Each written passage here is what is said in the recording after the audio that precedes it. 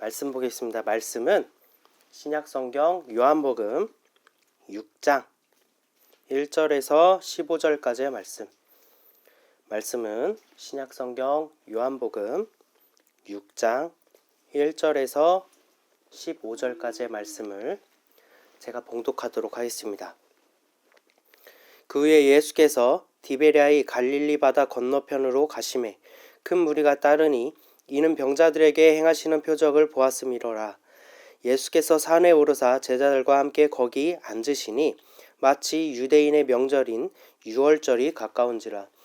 예수께서 눈을 들어 큰 무리가 자기에게로 오는 것을 보시고 빌립에게 이르시되 우리가 어디서 떡을 사서 이 사람들을 먹이겠냐 하시니 이렇게 말씀하심은 친히 어떻게 하실지를 아시고 빌립을 시험하고자 하심이라.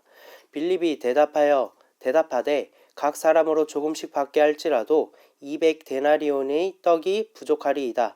제자 중 하나 곧 시몬 베드로의 형제 안드레가 예수께 여짜오되 여기 한 아이가 있어 보리떡 5개와 물고기 2마리를 가지고 있나이다. 그러나 그것이 이 많은 사람에게 얼마나 되겠사옵나이까. 예수께서 이르시되 이 사람들로 앉게 하라 하시니 그 곳에 잔디가 많은지라 사람들이 앉으니 수가 5,000명쯤 되더라. 예수께서 떡을 가져 축사하신 후에 앉아있는 자들에게 나눠주시고 물고기도 그렇게 그들의 원대로 주시니라. 그들이 배부른 후에 예수께서 제자들에게 이르시되 남은 조각을 거두고 버리는 것이 없게 하라 하심으로 이에 거두니 보리떡 5개로 먹고 남은 조각이 12바구니에 찼더라. 그 사람들이 예수께서 행하신 이 표적을 보고 말하되 이는 참으로 세상에 오실 그 선지자라 하더라. 그러므로 예수께서 그들이 와서 자기를 억지로 붙들어 임금으로 삼으려는 줄 아시고 다시 혼자 산으로 떠나가시니라. 아멘. 사랑의 하나님, 오늘도 우리가 하나님께 나와 예배 드릴 수 있도록 허락하신 감사합니다. 그 어느 곳에서도 주님의 이름이 찬양받게 합당하고 주님의 모든 공로를 영광을 올려드리기에 합당하오니 우리가 그 어느 곳에서라도 그 어떤 상황에서라도 오직 예수 그리스도만을 증거하고 하나님은 여전히 나의 하나님이 됨을 고백하게 하셔서 그 어떤 곳에서도 뿌리를 내리고 그 어떤 곳에서도 그 햇빛을 향하여 나의 얼굴을 들어 바라보게 하여 주시옵소서. 오늘 이 말씀 가운데 우리에게 깨달아지는 은혜가 함께하여 주시옵시고 악한 영 틈타지 못하게 하여 주시옵시고 오직 우리를 위해 생명의 떡이 되신 예수 그리스도가 우리 안에 거하셔서 그 양식으로 우리가 넉넉하게 싸워 승리할 수 있는 양분이 되게 하여 주시옵소서. 감사합니다. 예수님의 이름으로 기도드립니다. 아멘. 오늘의 말씀은 떡과 물고기의 구원, 떡과 물고기의 구원이라는 제목으로 말씀을 증거하도록 하겠습니다. 그리스도의 몸된 교회로서 그의 지체로서 진정한 행복을 누리며 살아오고 계십니까? 아멘. 우리는 성경에서 영생을 얻은 줄 생각하고 성경을 많이 읽고 연구하지만 오직 성경은 예수 그리스도만을 증거하고 있습니다. 이는 마치 우리가 병을 치료하기 위하여 약을 사 먹는 것과 같습니다. 약에는 그 약을 설명하는 설명서가 있죠. 제조 성분과 누가 만들었는지, 제조 일자, 그리고 어떻게 먹는지, 효과는 무엇인지, 부작용이 무엇인지 등 상세하게 기록되어 있을 것입니다. 우린 이 약에 대해서 더 정확하게 알기 위해서 설명서를 읽고 또 읽어서 외우다시피 한다면 약을 제조한 사람만큼은 아니더라도 그 약에 대해서 해박한 사람이 되겠죠. 하지만 약을 제조한 목적은 필요한 사람이 그 약을 먹고 몸이 회복되기 위함인 것입니다. 그러기 위해서 존재한 거예요. 마찬가지로 설명서도 결국 효과적으로 약을 먹고 몸을 잘 회복하기 위하여 존재하는 것이지 설명서가 곧 약은 아닙니다. 설명서가 가리키는 약을 그 아는 약을 먹는 것이죠. 이와 같이 우리가 성경을 읽고 묵상하며 교훈을 얻고 있지만 결과적으로 예수 그리스도에 닿지 못하고 모든 것을 이루신 그리스도의 영이신 성령을 구하지 않는다면, 그리스도의 영을 구하지 않는다면 우리의 노력은 아무런 의미가 없이 사라질 뿐입니다. 약 없이 설명서를 읽는 것과 같은 것입니다. 우리는 예배를 드리고 교훈을 받아 앞으로 어떠한 선을 행할 나 자신을 기쁘게 생각하며 기대하며 교회 밖을 나가는 것으로 여기지만, 진정한 예배는 자격 없는 나 같은 죄인조차도 하나님께서 은혜를 주셔서 그의 나라의 지체로 삼으시고 허락하시고, 자격 없는 나 같은 죄인에게도 하나님의 성령의 열매, 좋은 열매, 내가 모든 노력으로도 맺을 수 없는 그 열매를 맺게 하심으로 오직 성령의 인도하심에 감사하며 모든 공로를 예수께로 돌리는 것이 바로 예배인 것입니다. 오늘 본문의 말씀은 우리가 너무나도 잘 알고 있는 오병이어의 기적에 대한 이야기입니다. 그리고 우리는 대부분 이 이야기를 통하여서 자신의 것을 아낌없이 헌신하여 드릴 때 예수님께서는 이를 기쁘게 받으시고 축복하시사 모두에게 배불리 먹이는 해피엔딩의 교훈이 있다고 여기고 있지만, 이 이야기의 본질은 우리의 헌신이나 선한 행위가 아닌 오직 예수 그리스도의 구원을 기록하고 있다는 것을 여러분 알고 계십니까? 오늘 이 오병이어의 기적에 대한 말씀을 잘 살펴보면서 그 안에 담긴 놀라운 진리를 발견하고자 합니다. 이 시간 성령의 도우심으로 깨닫게 하시는 은혜가 넘치기를 소망합니다. 오늘 본문의 말씀인 요한복음 6장 1절부터 천천히 살펴보도록 하겠습니다. 1절입니다. 그 후에 예수께서 디베랴의 갈릴리 바다 건너편으로 가시매. 오늘 본문의 말씀인 오병이어의 기적의 배경이 되는 곳은 바로 유대인들이 살고 있는 갈릴리 지역에서의 일입니다. 예수님께서 갈릴리 바다 건너편으로 가셨다라고 기록되고 있죠. 갈릴리 호수가 바다만큼 넓은 것은 우리가 다 알고 있는 사실입니다. 그러나 갈릴리를 바다로 표현하는 데는 성경에는 그 의미가 있다라는 거예요. 예수께서 유대를 떠나 갈릴리로 가실 때 둘러가지 아니하시고 멸시받는 사마리아를 관통하시며 수가성의 사마리아 여인을 만나는 일이 있었죠. 이는 죄악으로 얼룩져 참된 신랑을 저버린 이스라엘을 되찾기 위하여 죄악을 관통하시는 의미가 담겨 있음을 우리는 살펴본 적이 있습니다. 사마리아 지역조차도 이스라엘을 상징하는 거예요. 순수하지 못하고 하나님을 떠나서 이방신을 섬기고 죄악에 빠지고 마귀에 의지하고 압제자의 손에 넘어간 그 사마리아 자체가 이스라엘의 음란을 이야기하고 있다는 거예요. 그리고 그곳의 사마리아 여인도 마치 남편이 많은 그런 여자로 이스라엘을 비유하고 있는데, 예수님께서 그곳을 추하다라고 여기고 둘러가시지 않으시고 그대로 관통을 하셨다라는 것입니다. 갈릴리 바다를 건너셨다는 것도 예수님께서 죄악의 바다를 가르고 그곳을 건너 이긴 자가 되실 것을 나타내고 있는 거예요. 예수님이 어떤 분인지를, 이 오병이어의 기적을 일으키는 예수님이 어떤 분인지를 1절부터 이야기하고 있는 것입니다. 5절에서 7절의 말씀입니다. 예수께서 눈을 들어 큰 무리가 자기에게로 오는 것을 보시고 빌립에게 이르시되 우리가 어디서 떡을 사서 이 사람들을 먹이겠느냐 하시니, 이렇게 말씀하시면 친히 어떻게 하실지를 아시고 빌립을 시험하고자 하심이라. 빌립이 대답하되 각 사람으로 조금씩밖에 할지라도 200데나리온의 떡이 부족하리이다. 그때 수많은 무리들이 예수님께서 행하시는 표적을 보고 그를 따랐습니다. 예수님께서 산에 오르시고 거기 앉으실 때 큰 무리가 따라오는 것을 보자 예수님은 이들의 굶주림을 걱정하시고 앞으로 다가올 굶주림을 걱정하시고 빌립에게 어떻게 이들을 먹일지 물어보시는 거예요. 앞으로 다가올 굶주림에 대해서 빌립에게 물어보시는 것입니다. 제가 지금 강조드리는 거예요. 앞으로 다가올 굶주림에 대해서. 이것은 예수님께서 빌립이 어떤 대답을 하실지 시험하고자 물은 것이죠. 이에 대해서 빌립은 이들을 먹이려면 유대인들이 한 푼도 쓰지 않고 1년 동안 모아야 할 금액인 200데나리온이 있어야 그나마 무리들에게 조금씩이라도 받게 할 수 있다라는 거예요.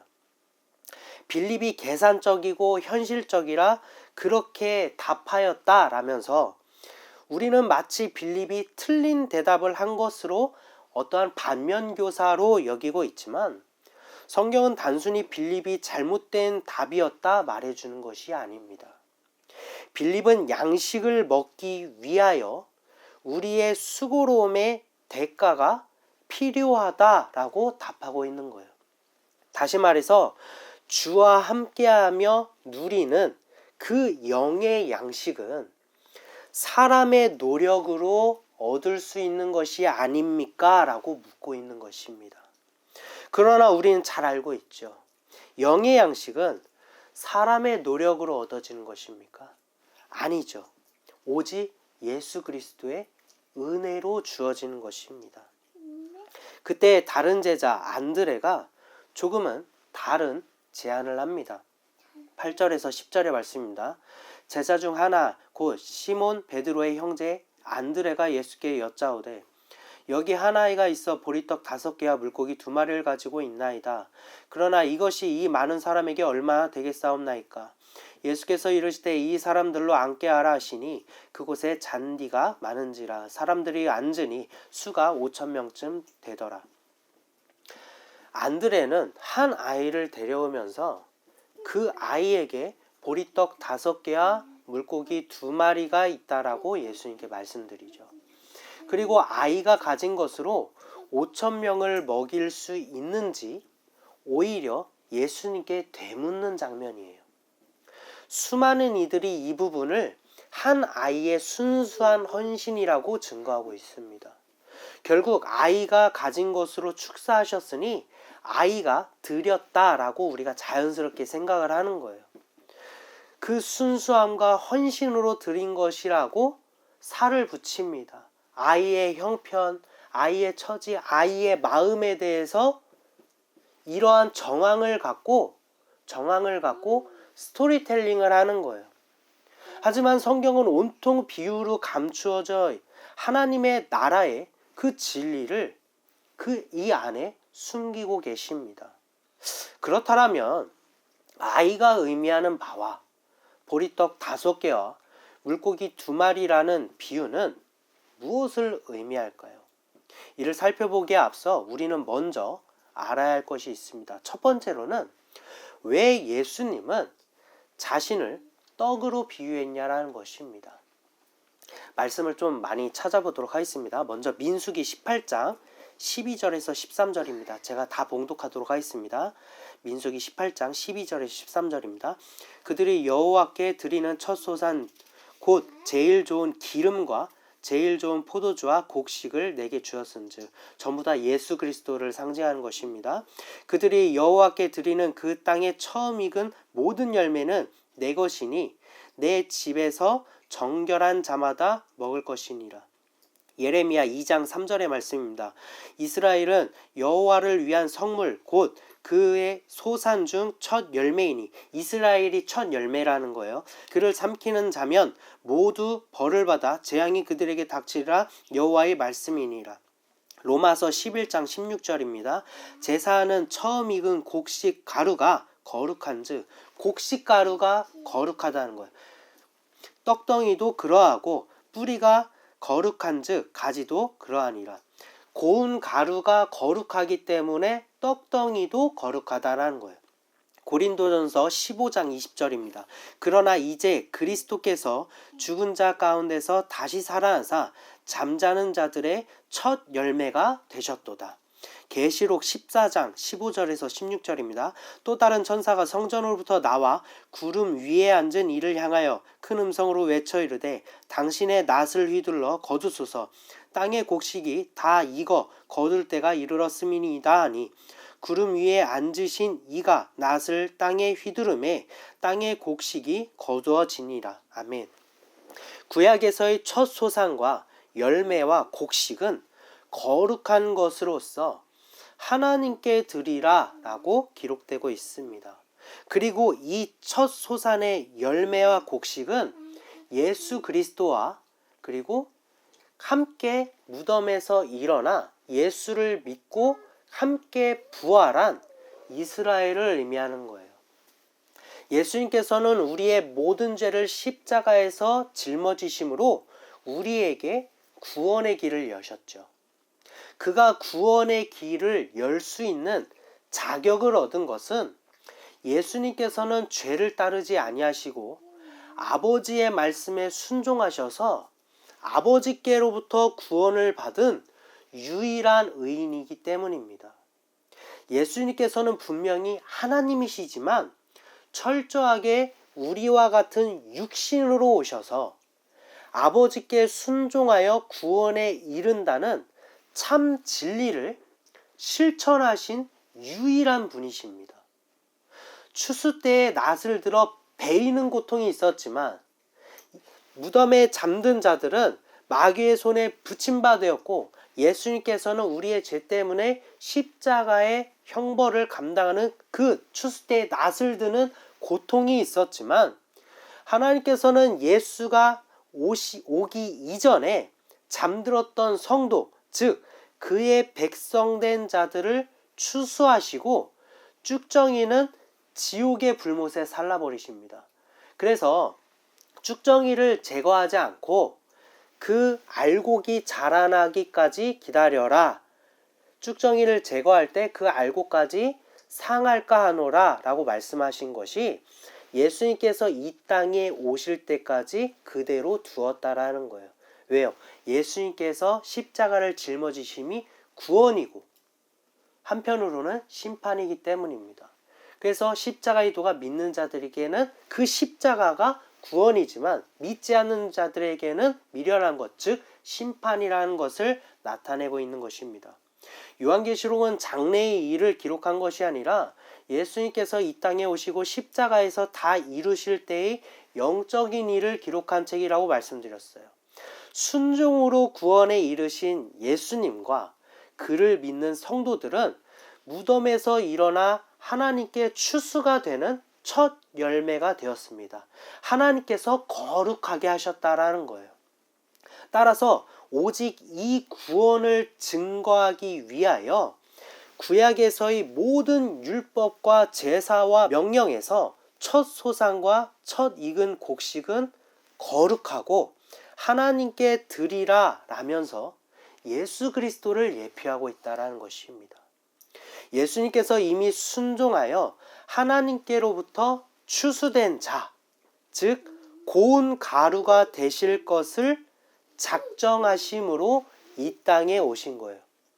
그래서 예수님께서 태어나신 고향이 베들레헴인 것입니다. 베들레헴의 뜻이 히브리어로 집이라는 베이트와 떡이라는 레헴의 합성어인 것입니다.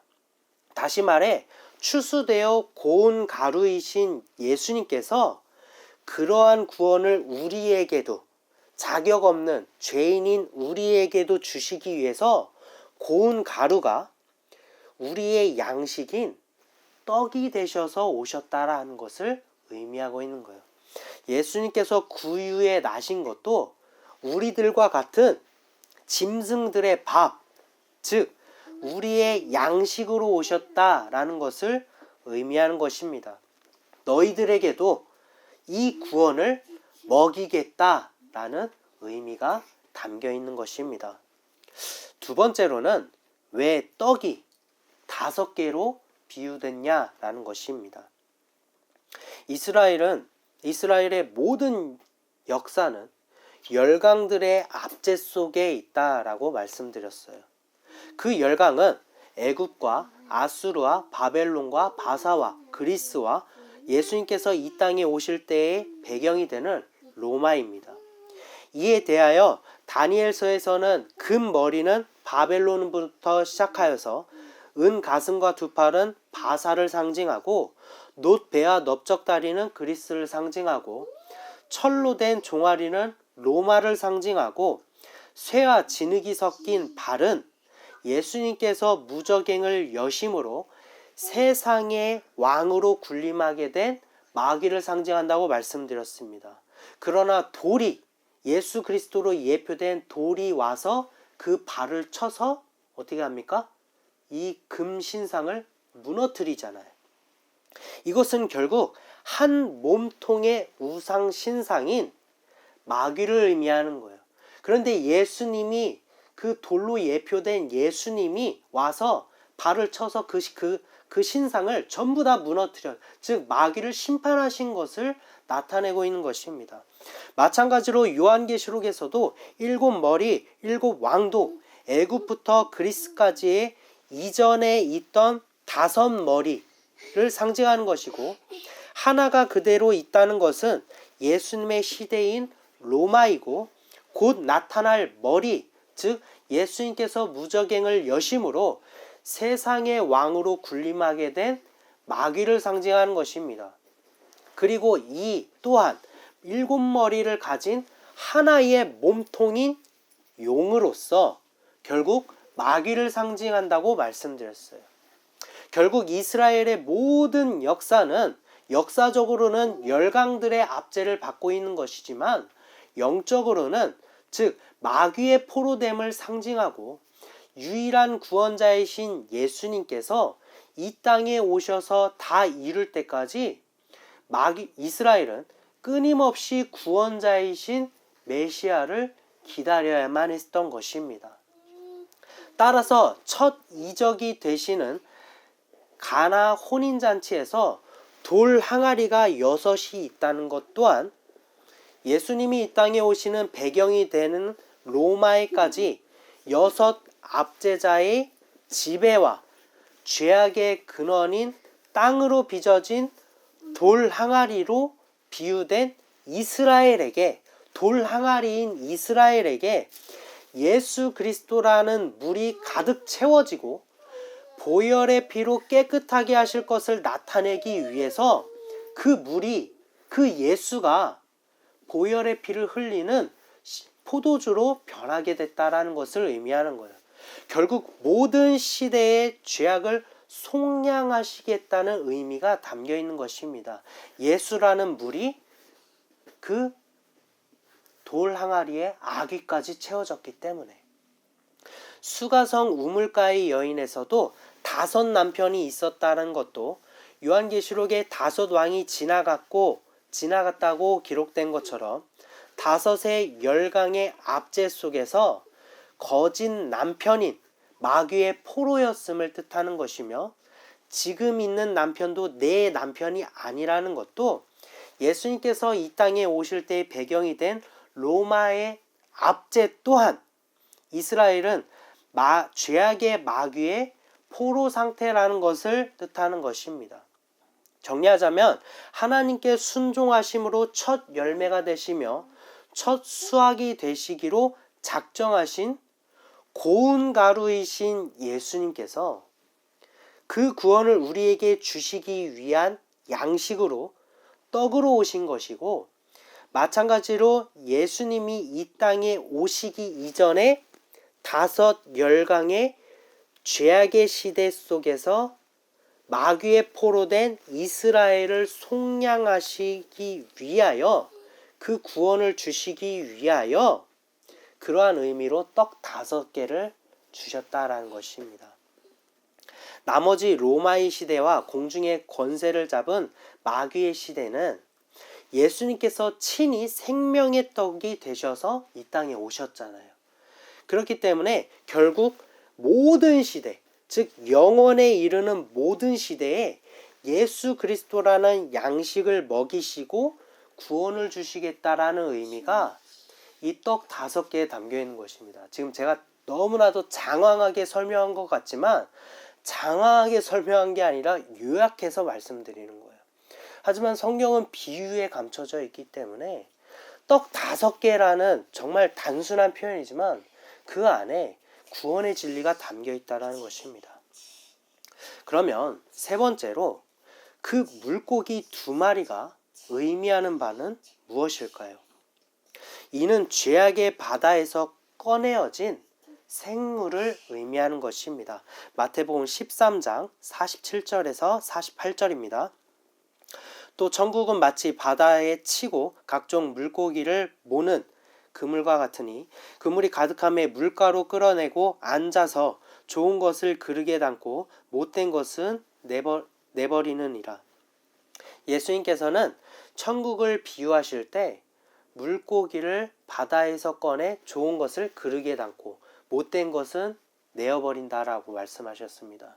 그릇에 담는 것은 먹기 위한 것으로 예수님께서 친히 선별한 그 성도를 의미하는 것입니다.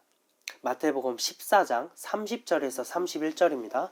바람을 보고 무서워 빠져가는지라 소리질러 이르되 주여 나를 구원하소서 하니 예수께서 즉시 손을 내밀어 그를 붙잡으시며 이르시되 믿음이 작은 자여 왜 의심하였느냐 하시고 예수님께서는 베드로를 이긴 자로 만들기 위하여 죄악의 바다를 발등상으로 여기며 물 위에 세우셨지만 그 바다 위에 세우셨지만 베드로는 예수 그리스도가 아닌 바람과 파도를 바라볼 때 그는 어떻게 됐습니까?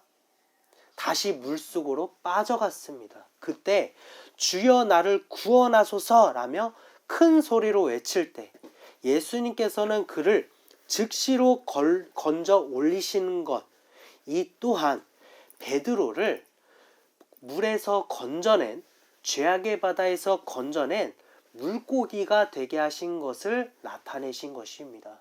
그런데 이 베드로에 대한 계획을 예수님께서는 이미 갖고 계셨다라는 거예요. 마태복음 4장 19절에 말씀하십니다. 말씀하시되 나를 따라오라. 내가 너희를 사람을 낚는 어부가 되게 하리라 하시니. 그리고 예수님께서는 베드로를 처음 부르실 때에도 베드로에게 사람을 낚는 어부가 되게 하시겠다 말씀하신 이유도 이미 그를 택하시고 건져내시고 세우심으로 예수님과 같이 죄악의 바다에서 성도를 건져내는 자로서 베드로를 세우셨다라는 것을 나타내고신 것입니다. 즉 물고기의 의미는 이스라엘을 죄악의 바다에서 건져내시겠다라는 의미가 담겨 있는 거예요. 네 번째로는 보리떡과 물고기를 가진 그 아이가 의미하는 바가 무엇이냐라는 것입니다. 그것은 율법에 대하여 자신의 의에 대하여 무기력하고 연약한 성도를 의미하는 것입니다. 천국이 마치 아이와 같은 자들에게 허락되었다는 것도 아이와 같은 어떤 순수함을 가져야 한다는 그런 의미가 아니라 아이는 전적으로 부모를 의지해야만 살아갈 수 있는 존재인 것입니다. 즉 우리의 영원한 하늘 아버지이신 예수 그리스도가 아니면 살아갈 수 없는 그런 존재가 된 상태를 비유하고 있는 거예요. 종합적으로 예수가 아니면 살아갈 수 없으며 그분을 전적으로 의지해야만 하는 아이와 같은 그런 사람에게, 그런 이스라엘에게 지나간 시대의 모든 죄악을 속량하시는 5개의 떡이 주어진 것이며 죄악의 바다에서 건져내 성도로 삼으시겠다라는 그런 의미가 이 아이에게 담겨 있다라는 것을 의미하는 것입니다. 아이가 자신이 스스로 떡과 물고기를 준비하는 것이 아니라 그런 아이된 자에게 떡과 물고기가 주어진다라는 거예요. 안드레는 이러한 의미를 가진 아이를 예수님께 소개하며 이것으로 사람을 먹일 수 있겠냐는 것, 즉 이러한 초라한 자라도 구원을 받을 자격이 됩니까? 라고 물어보고 있는 것입니다. 결국 빌립은 양식을 얻기 위하여 우리의 수고와 노력이 필요하지 않겠습니까? 라고 물어본 것이고, 안드레는 이런 연약한 자가 양식을 먹을 자격이 됩니까? 라고 예수께 물은 거예요. 성경은 이렇게 두 가지의 모습을 우리에게 보여주면서 우리의 노력과 행함이 아니라 우리의 자격이 아니라 전적으로 예수 그리스도의 은혜임을 데나리온과 아이를 통해 증거하고 계시다라는 거예요. 예수님께서 받으셨다라는 것입니다. 본문의 말씀 6장 10절에서 11절입니다. 예수께서 이르시되 이 사람들로 앉게 하라 하시니 그곳에 잔디가 많은지라 사람들이 앉으니 수가 5,000명쯤 되더라. 예수께서 떡을 가져 축사하신 후에 앉아있는 자들에게 나눠주시고 물고기도 그렇게 그들의 원대로 주시니라. 그러나 예수님께서는 그 초라함을 사용하셨습니다. 아이의 헌신이 아니에요. 그 어여쁜 마음을 받으신 게 아니라 아이 같은 상태에 이를 때 주어진 의미를 받으신 것입니다. 이 아이는 구원받을 자의 표본이 되어 예수께 나온 것입니다. 주님, 나는 당신이라는 하늘아버지가 없이는 아무것도 할 수 없는 죄인입니다.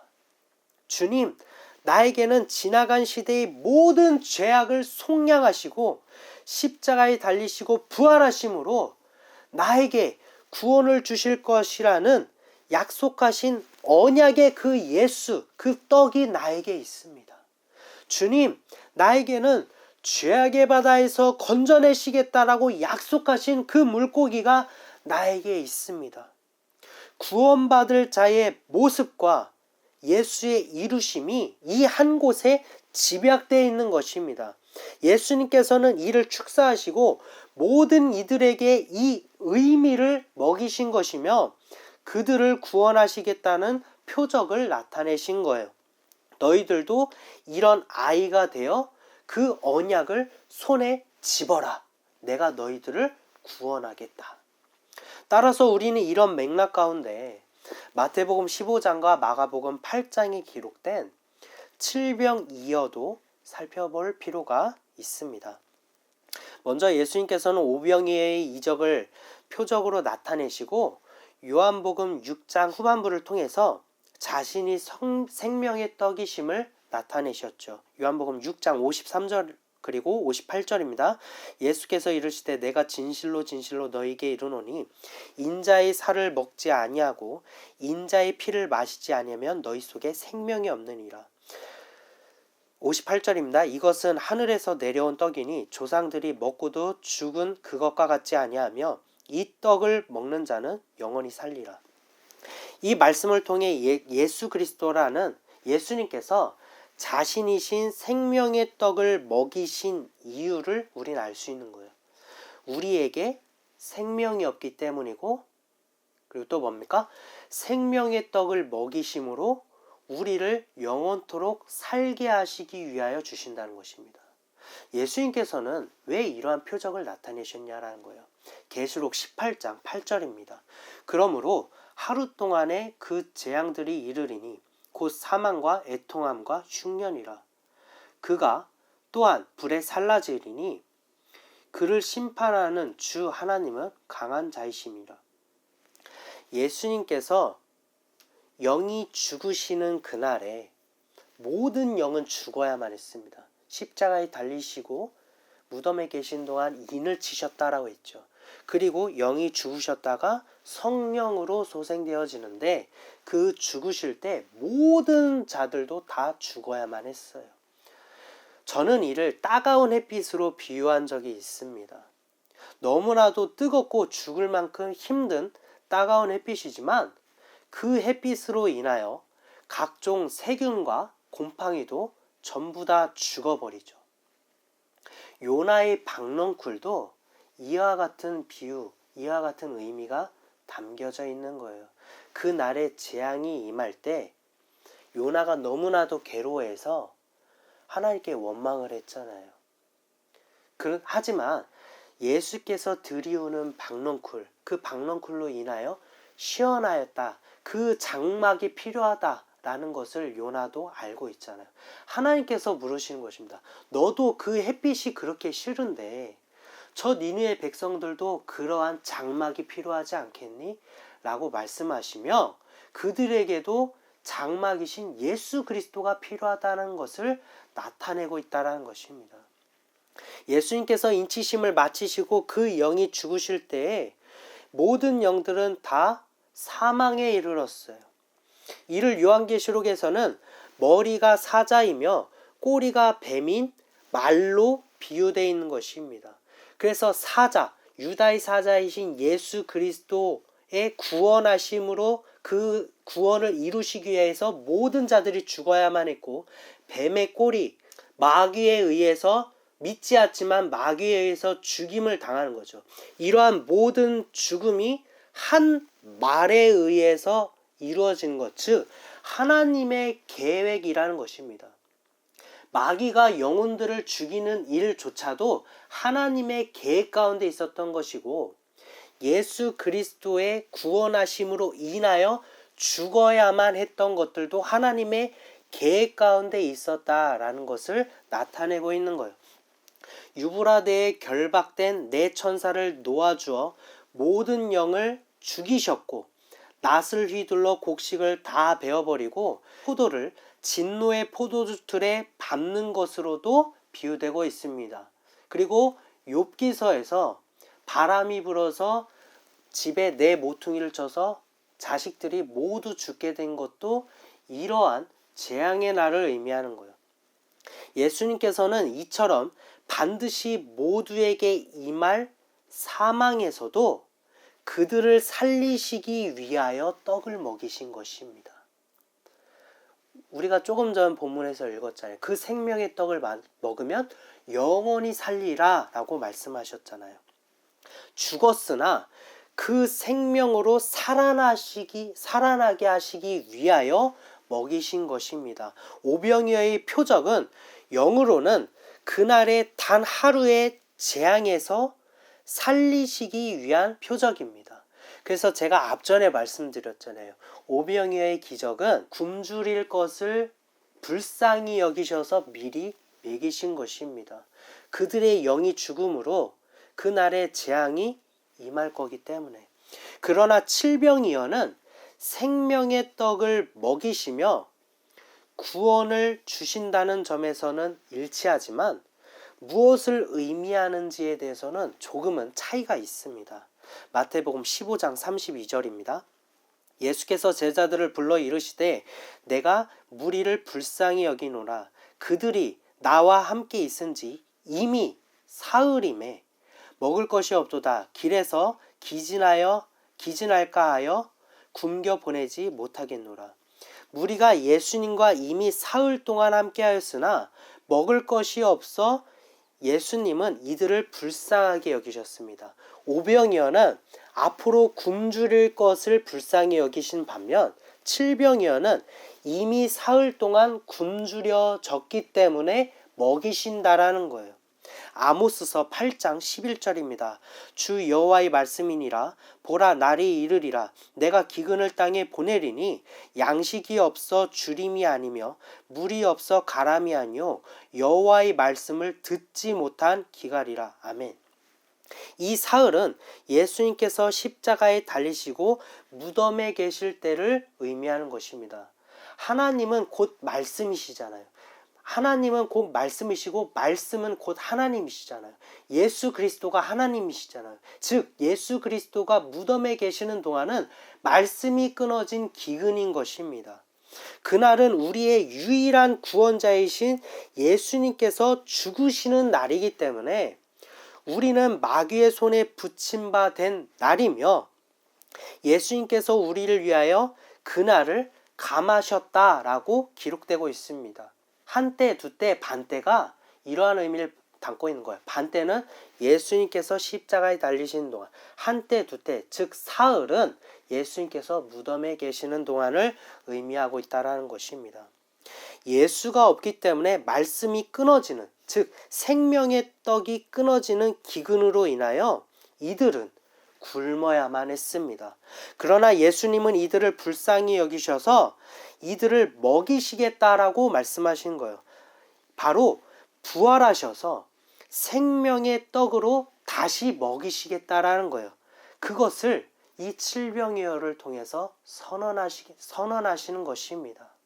그들이 이미 먹었기 때문에 다시 살아나지만 예수님께서 무덤에 계신 동안 양식이 끊어졌기 때문에 부활하셔서 생명의 떡을 매일매일 먹이시는 거예요. 매일매일 먹이시는 거 어디에 나타나 있습니까? 만나잖아요. 만나를 모아드리지 말고 매일매일 공급하잖아요. 그것을 모아드리면 어떻게 됩니까? 다 사그라지잖아요. 그것 또한 이 말씀에 담겨 있는 것이고, 요셉이 7년 동안의 풍년이 있고 7년 동안의 기근이 있는 것도 이 7이라는 모든 시대에 주어지는 양식, 그 예수 그리스도가 주어진다는 그 언약을 갖고 모든 시대에 마귀의 손에 붙임 바 된 그 날을 이겨내는 거예요. 그 언약을 갖고 이겨내는 것이 그 말씀 속에도 담겨 있다는 것입니다. 마태복음 15장 34절입니다. 예수께서 이르시되 너희에게 떡이 몇 개나 있느냐? 이르되 7개와 작은 생선 2마리가 있나이다 하거늘. 예수님께서 어떻게 하냐라고 물으신 게 아니라 이번에는 제자들에게 물으십니다. 너희에게 떡이 몇 개나 있느냐? 제자들이 갖고 있는 것을 물어보시는 거예요. 오병이의 의미로 되짚어 본다면 이는 너희에게 생명이 되는, 제자들 너희들에게 그 언약이 있느냐라고 물어보시는 거예요. 그때 제자들은 자신들에게 떡 7개가 있다라는 것, 즉 영원에 이르는 모든 시대에 구원자이신 예수 그리스도의 언약이 우리에게 있습니다 라고 답한 것입니다. 15장 36절에서 예수님께서 축사하신 것을 제자들에게 먼저 주시고 무리에게 나눠주라고 하신 것도 이 언약을 사도들이 갖고 있기 때문에 예수님께서 이들에게 주시고 제자들에게 나눠주라고 하시면서 예수님의 뒤를 따라 그들이 이 복음을 선포하여 생명의 떡을 나눠주는 예수 그리스도의 대리자로 세우셨다라는 것을 의미하고 있는 거예요. 그리고 오병이어의 기적과는 달리 이 칠병이어의 기적이 일어나는 곳은 유대 지역이 아니라 이방 민족, 이방 지역에서 일어난 일이니 이방 민족에게도 그 복음이 선포될 것을 떡과 물고기의 비유로 감추신 것입니다. 오병이어의 기적에서 남는 것이 없이 12바구니에 찼다는 것은 12지파, 즉 택함을 받은 모든 자들을 구원하시겠다라는 의미가 담겨 있는 것이고, 칠병이어에서 7광주리에 찼다는 것 또한 이방 민족까지 이 생명의 덕을 먹는 자는 구원하시겠다라는 그 의미가 담겨져 있는 것입니다. 사랑하는 성도 여러분, 우리는 성경에서 영생을 얻은 줄 생각하고 성경을 연구하고 있지만 성경은 오직 예수 그리스도만을 증거하고 있습니다. 구원은 이스라엘을 표본으로 하여 우리에게 그 구원의 진리를 말해주고 있는 거예요. 이스라엘의 구원이 아니라 이 이야기를 보고 나의 구원으로 여기라 라고 말씀하시는 것입니다. 그 구원을 어떻게 나에게 임하게 할 수 있습니까? 우리가 큰 소리와 반복되는 소리로 계속 제잘되며 확신에 차는 듯한 마음이 생길 때 그것이 믿음입니까? 그것이 구원입니까? 아닙니다. 예수님께서는 우리로 감당할 수 없는 죄를 짊어지시고 십자가에 못 박히셨습니다. 그를 성 밖에 버린 것은 다름 아닌 여러분과 저예요. 그의 손에 못 박은 것은 바로 여러분과 저입니다. 그는 고통을 받아 마땅하다고 멸시하며 침뱉은 자가 바로 나인 것입니다. 그러나 모든 수치와 고통을 참으시고 나를 위하여 사랑하시되 끝까지 사랑하셔서 십자가에서 모든 것을 예수님께서는 이루셨습니다. 언제나 부모가 절대적으로 필요한 아이처럼 예수 그리스도만을 필요로 합시다.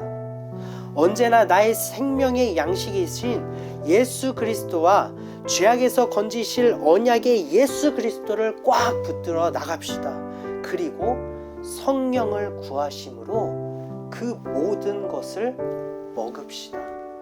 오직 성령이 내 안에 임할 때 성경의 모든 역사와 언약이 비로소 나에게 성취될 것입니다. 이 모든 이야기가 나를 위한 기록이었다라는 것을 성령을 받은 자들에게 성취될 것입니다.